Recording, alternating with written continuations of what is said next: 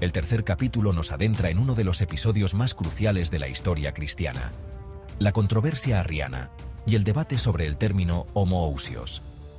Este conflicto no solo dividió a los líderes eclesiásticos, sino que reveló las tensiones inherentes entre fe, filosofía y poder político. Al explorar las raíces y consecuencias de este debate, podemos entender mejor cómo la afirmación de la unicidad de Dios fue desafiada y transformada por intereses ideológicos y políticos.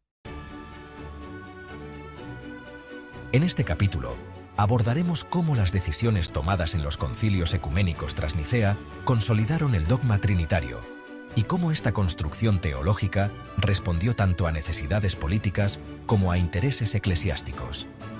Analizaremos el contexto histórico que favoreció la institucionalización de la doctrina de la Trinidad y exploraremos las consecuencias que tuvo sobre las distintas corrientes cristianas y sobre la relación entre fe y autoridad. Arrio y su visión de Jesús.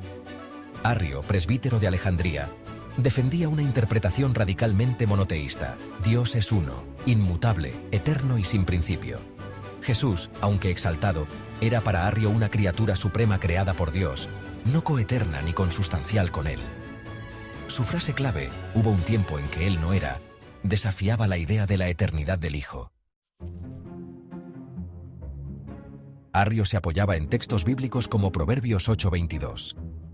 El Señor me creó como principio de su camino. Y Juan 14:28. El Padre es mayor que yo, interpretándolos como pruebas de la subordinación de Jesús al Padre. Su teología buscaba preservar la unicidad absoluta de Dios frente a lo que consideraba una peligrosa confusión entre el Creador y la criatura. La reacción de Atanasio y el partido niceno. Atanasio, entonces diácono y posteriormente obispo de Alejandría, emergió como el principal opositor de Arrio. Defendió que el Hijo era de la misma esencia, homoousios, que el Padre. Para asegurar la salvación, solo un Dios verdadero podía redimir al mundo. Para Atanasio, si el Hijo era una criatura, por muy excelsa, no podía conferir la inmortalidad ni la divinización prometida por el Evangelio. La postura de Atanasio fue apoyada por un sector de obispos que, aunque minoritario al principio, logró imponerse en el Concilio de Nicea gracias al respaldo de Constantino. Sin embargo, el uso del término filosófico homoousios generó sospechas, pues no era de origen bíblico y evocaba el monarquianismo modalista previamente condenado. Homoousios versus homoiousios, una vocal de diferencia, una brecha teológica. El debate se intensificó tras Nicea con la aparición de obispos que promovían el término homoiousios, de esencia semejante, en lugar de homoousios. Aunque parecía una diferencia mínima, una sola letra iota, implicaba una distinción crucial. Para los homoiousianos, el Hijo era similar al Padre, pero no idéntico en esencia. El Concilio de Constantinopla, 381, y la ampliación del credo. Aunque el Concilio de Nicea, 325, estableció las bases del dogma trinitario, la controversia continuó durante décadas. Fue en el Concilio de Constantinopla donde se amplió el credo niceno, incluyendo afirmaciones explícitas sobre la divinidad del Espíritu Santo, adorado y glorificado junto con el Padre y el Hijo. Este añadido fue clave para completar la fórmula trinitaria oficial. Este paso no fue meramente teológico. Buscaba sofocar las voces disidentes, principalmente de los llamados pneumatómacos, quienes negaban la divinidad plena del Espíritu Santo. Con esta declaración, la estructura jerárquica del dogma se reforzó, cerrando las puertas al debate sobre la relación entre Dios, Jesús y el Espíritu. Institucionalización de la ortodoxia. Con la aprobación imperial, la doctrina trinitaria se convirtió en la medida de la ortodoxia. Aquellos que no aceptaban el credo ampliado eran considerados herejes y en muchos casos objeto de persecución. Se cerraron iglesias, se prohibieron textos, y líderes disidentes fueron exiliados o depuestos. Esta alianza entre teología y poder político dio lugar a una iglesia cada vez más estructurada, donde la ortodoxia era definida desde los concilios y ratificada por el emperador. La fe dejó de ser una experiencia individual o comunitaria para transformarse en una lealtad institucional. El establecimiento del dogma trinitario benefició principalmente a la jerarquía eclesiástica, que se consolidaba alrededor de las sedes patriarcales: Roma, Constantinopla, Alejandría, Antioquía y Jerusalén.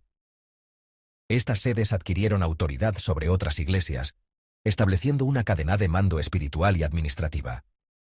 Este matiz reflejaba un intento de reconciliar la subordinación del Hijo con su papel redentor, evitando tanto el arrianismo puro como la completa igualdad ontológica. Surgieron múltiples sínodos y confesiones intermedias, mostrando que la cuestión estaba lejos de estar resuelta. Al legitimar doctrinalmente su posición, los obispos de estas ciudades reforzaron su rol como intermediarios exclusivos entre Dios y los fieles, desplazando las interpretaciones locales y las corrientes que apelaban a una lectura directa de las Escrituras. Cuarto, factores políticos detrás de la controversia. La disputa teológica no fue un mero ejercicio académico. Los emperadores sucesivos, desde Constantino hasta Teodosio, intervinieron activamente, exiliando obispos, restaurando a otros y promoviendo fórmulas de compromiso según sus conveniencias políticas. El precio de la unidad. Si bien la doctrina trinitaria logró unificar al imperio bajo una fórmula común, este logro tuvo un costo: la exclusión y persecución de miles de creyentes sinceros que no compartían esa visión.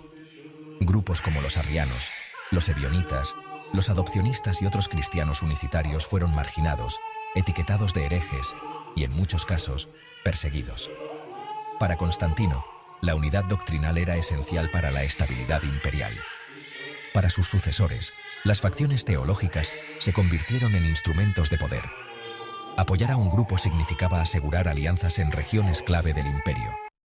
La teología se entrelazó con la diplomacia y las luchas internas de poder. La diversidad teológica de los primeros siglos fue suplantada por una ortodoxia oficial que, más que reflejar la pluralidad de las comunidades cristianas originales, respondía a la necesidad imperial de control y homogeneidad.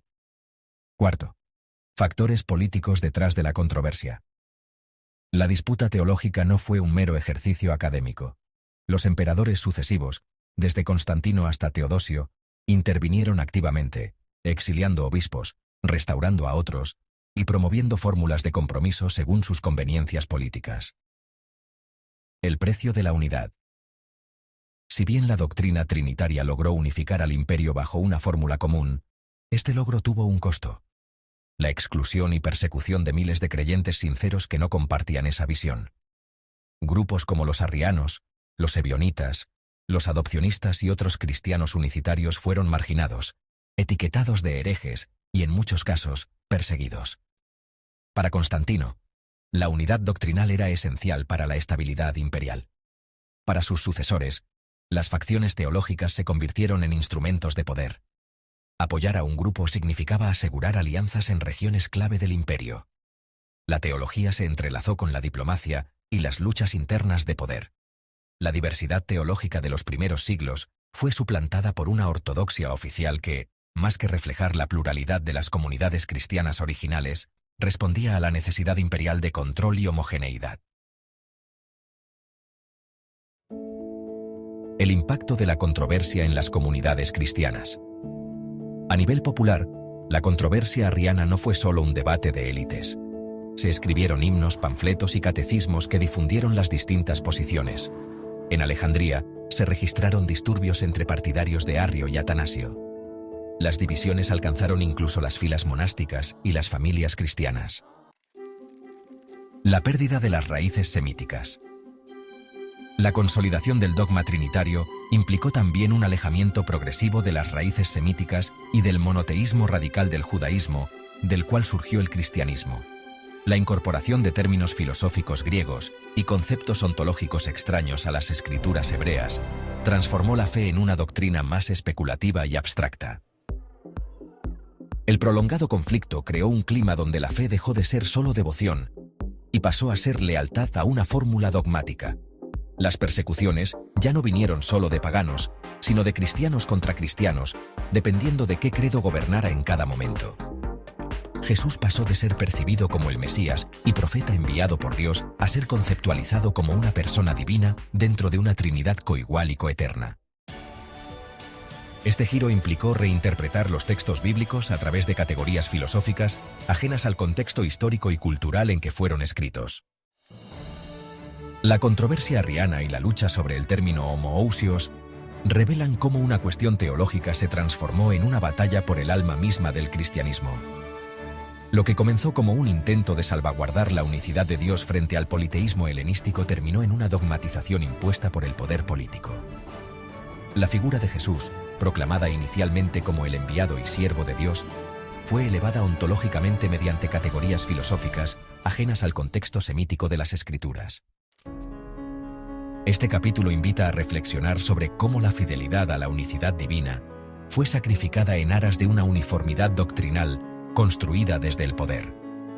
El cuarto capítulo nos muestra cómo la doctrina trinitaria no emergió simplemente de la exégesis bíblica, sino de una compleja interacción entre disputas teológicas, intereses políticos y necesidades institucionales.